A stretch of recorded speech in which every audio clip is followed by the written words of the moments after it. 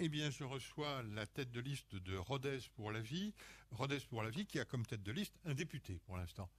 C'est ça. Alors, monsieur le député, Rodez vous doit quoi pour l'instant?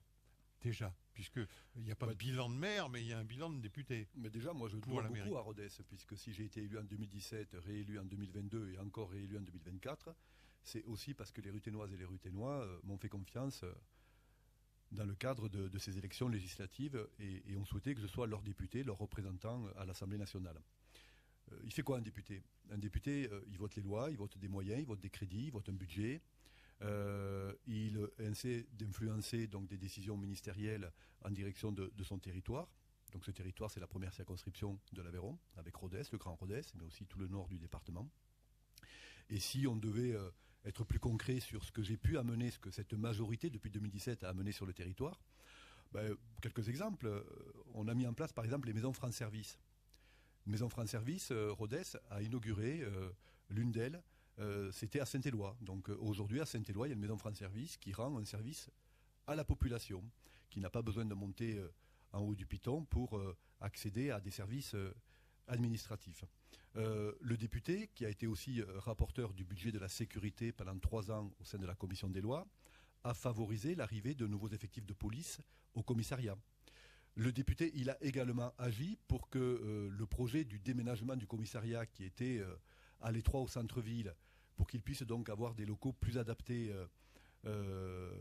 sur le pont qui nous conduit à Bouran, le député a agi là-dessus. D'ailleurs, lorsque le ministre de l'Intérieur est venu inaugurer les locaux, il a souhaité effectivement que mon nom soit porté sur la plaque en reconnaissance de l'action qui avait été la mienne. Quand nous avons mis en place aussi le programme Action Cœur de Ville, qui est un programme très ambitieux qu'on a mis en place à Rodez à partir de 2018. Ça a permis de flécher des financements très importants, notamment sur la rénovation, sur la construction du nouveau stade Polignon à Rodez. Et puis, peut-être pour terminer sur cette longue série, quand vous avez les halles de Rodez qui sont inaugurées, il faut savoir qu'il y a des fonds d'État. Quand vous avez la maison de santé qui est inaugurée, il faut savoir qu'il y a également des fonds d'État qui ont été fléchés.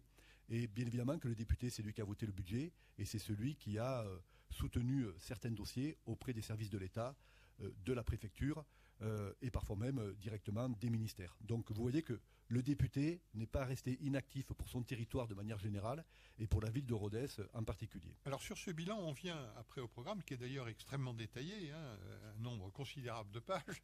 Je souris parce qu'il m'a fallu mettre en exergue ce qui va être notre entretien. Mais j'ai retenu, et ça pose une première question, et sur plusieurs actions, on a une augmentation des effectifs. Des mi-temps qui se transforment en plein temps, une augmentation des policiers et puis quelques autres augmentations. Est-ce que vous pouvez nous éclairer là-dessus sur le coût et la justification? Déjà, quand j'ai construit mon programme avec toute mon équipe, ça a été un travail qui nous a occupé pendant de longs mois. On s'est aperçu d'une chose d'ailleurs assez sidérante, c'est que le pourcentage de la masse salariale à la mairie de Rodez est exactement le même aujourd'hui que celui qui était en vigueur au moment où Marc Sancy a quitté ses responsabilités à Rodez. Alors qu'on voit bien évidemment que les services rendus à la population ont augmenté au cours de cette période, que ne serait-ce que l'indice des fonctionnaires a augmenté. Donc ça veut dire qu'en fait il y a eu une réduction drastique des effectifs à la mairie de Rodez. Et ça se ressent aujourd'hui dans la qualité du service rendu à la population, puisqu'on n'a pratiquement plus d'éducateurs dans les quartiers, parce qu'on n'a pratiquement plus de ressources dans des secteurs clés comme celui de l'aménagement de la ville, de la construction, des travaux.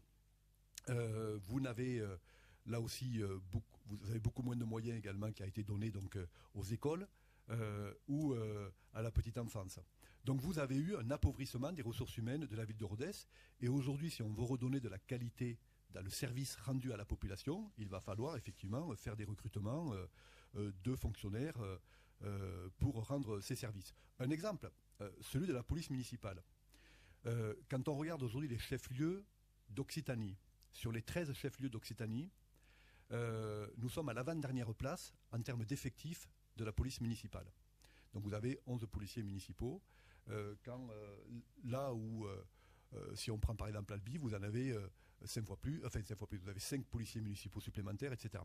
Donc aujourd'hui, il faut bien évidemment qu'on recrute des policiers municipaux. Alors, on peut faire les choses de manière assez habile. C'est-à-dire qu'aujourd'hui, si on est à l'avant-dernière place concernant le nombre de policiers municipaux, on est à la première place concernant les ASVP. Alors les ASVP, le maire les comptabilise comme des agents de police municipale. Non, un ASVP, il est là, vous savez, pour verbaliser lorsque vous ne payez pas votre stationnement. Il peut y avoir des ASVP qui sont, je pense, un nombre un peu disproportionné à Rodez, qui, par la formation qu'on va leur permettre de faire, vont pouvoir basculer donc dans la catégorie des policiers municipaux et donc rehausser les effectifs de la police municipale.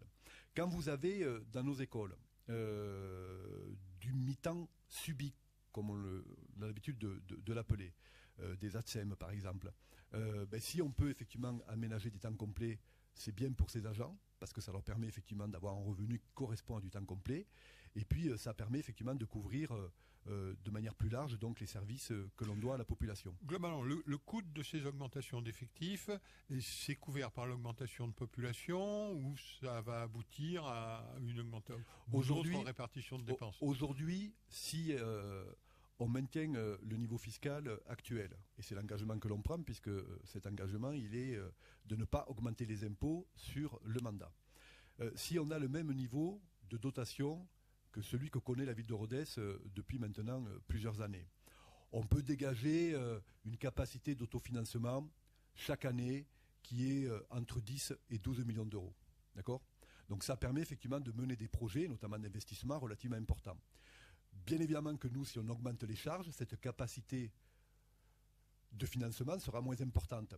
Mais on sera autour de 8-9 millions d'euros. Ce qui permet là aussi donc d'avoir une augmentation de nos ressources humaines et un meilleur service rendu à la population, tout en ayant la possibilité d'investir chaque année entre 8 et 9 millions d'euros, parce que les investissements, ils vont être massifs. Ne serait-ce que pour remettre à niveau toutes les infrastructures de la ville qui sont aujourd'hui voir ce que vont être ces projets dégradés. Et ces projets. Votre programme, comme je l'ai dit, est détaillé, et vous avez tenu à ce que nous parlions du retour du marché et de l'illumination de la cathédrale, qui paraissent des points, non pas de détail, mais si vous avez raison, précis. Ça peut paraître un peu anecdotique. Mais quand nous sommes dans l'espace public à Rodez aujourd'hui, quand nous sommes sur le marché le samedi matin, on nous interpelle sur cela. Parce que la cathédrale, c'est symbolique. Les gens ne comprennent pas pourquoi le clocher de la cathédrale n'est plus éclairé. C'est le symbole de notre ville, c'est le phare de notre ville. Et donc, nous avons la volonté, bien évidemment, donc, de rééclairer le clocher de la cathédrale. D'ailleurs, quand j'ai déclaré ma candidature pour ces élections municipales, je l'ai annoncé. Le maire, tout de suite, s'est fendu d'une publication sur ses réseaux sociaux en disant que je disais n'importe quoi, que c'était impossible, que l'État ne le permettait pas. Bon. J'ai vu qu'il avait mis également dans son programme et que désormais, il se ralliait à mon idée. Quant au retour du marché place de la Cité, là aussi c'est l'histoire de la ville. On a un marché le samedi matin avec 2 places emblématiques, celle du Bourg et celle de la Cité, et une circulation qui se fait dans les rues piétonnes, et ce qui est d'ailleurs bénéfique encore une fois pour les marchands non sédentaires qui sont sur ces 2 places, mais aussi pour nos commerçants du centre-ville qui voient effectivement ces flux de la clientèle passer devant leur boutique. Donc on veut revenir effectivement à cette tradition du marché à Rodez, parce qu'encore une fois, c'est l'histoire de notre ville. Et puis quand on en parle avec ces commerçants non sédentaires, aujourd'hui ils veulent retrouver le confort de la place de la Cité, et il en est de même pour nos concitoyennes et nos concitoyens. Et l'argument évoqué par le maire, qui serait de dire qu'on va salir la place, en fait ça n'a pas de sens. Ils viennent de la refaire cette place. J'espère qu'il a fait un revêtement qui permet d'avoir de la vie sur cette place. Et aujourd'hui, on a les moyens bien évidemment de prévenir et éventuellement de nettoyer une place qui aurait pu, par inadvertance, être tachée par un commerçant. Alors on a une autre grosse affaire à Rodez concernant la municipalité, c'est l'aménagement des haras qui sont sa propriété. Et là vous suggérez un certain nombre d'usages et puis aussi j'ai cru comprendre qu'il rentrait dans votre programme de ruban vert d'une certaine manière. Oui, vous l'avez dit. En fait, notre raisonnement était le suivant. Aujourd'hui, tout le monde s'accorde à dire que les haras, c'est l'endroit le plus prisé du centre-ville de Rodez. C'est l'écrin le plus précieux, le plus important que nous avons sur ce centre-ville. Donc si on considère que c'est le plus bel écrin du centre-ville de Rodez, eh bien, on va en profiter pour y mettre les plus beaux bijoux. Et qu'est-ce qui est le plus précieux aujourd'hui? C'est la santé, et notamment la santé des spécialistes. La médecine spécialiste, puisqu'on sait que les gériatres, les dermatologues, les gynécologues font cruellement défaut aujourd'hui à Rodez. Donc notre idée, parce qu'on sait qu'aujourd'hui l'exercice professionnel des praticiens en médecine, c'est un exercice groupé dans des lieux qui sont mutualisés. Ce sont les fameuses maisons de santé pour les généralistes. Eh bien, on veut créer la même chose, mais pour les spécialistes. Et on le fait à l'endroit le plus beau de Rodez, le plus attractif, qui fait que quand vous avez demain un jeune dermatologue, un jeune gynécologue qui va sortir de la fac à Toulouse ou à Montpellier, qui va se poser la question d'aller à Albi, Montauban, Cahors ou Rodez, eh bien, il va avoir un endroit fabuleux, il va se projeter dedans, et on pense que ça sera un bon moyen pour faire venir ces spécialistes qui sont encore une fois une denrée rare dans notre ville. Ce sera l'usage exclusif? Alors, non. Je pense qu'il y a d'autres choses, donc ça, et ça permet d'ailleurs, parce qu'on bien évidemment qu'on ne va pas bétonner les haras, on va réhabiliter donc le bâtiment qui existe, qui est un bâtiment prestigieux, l'ancienne Chartreuse, qui de toute façon, s'il n'y a pas de destination à court, moyen et long terme, va se dégrader, ça va devenir une nouvelle friche. Et les friches à Rodez, on en a assez, entre Combarel, entre l'ancienne maison de retraite Saint-Jacques, et puis tous nos bâtiments qui prennent l'eau. Il est temps aujourd'hui qu'on arrête cette spirale infernale qui nous tire vers le bas. On a parlé finalement de la sécurité. Et vous avez aussi dans vos projets, et c'est singulier, un projet d'usine-école, un campus industriel. Aujourd'hui, il faut se projeter sur l'avenir du site industriel qui est occupé par la Bosch, mais dont on sait effectivement qu'après 2030, on n'a plus aucune visibilité.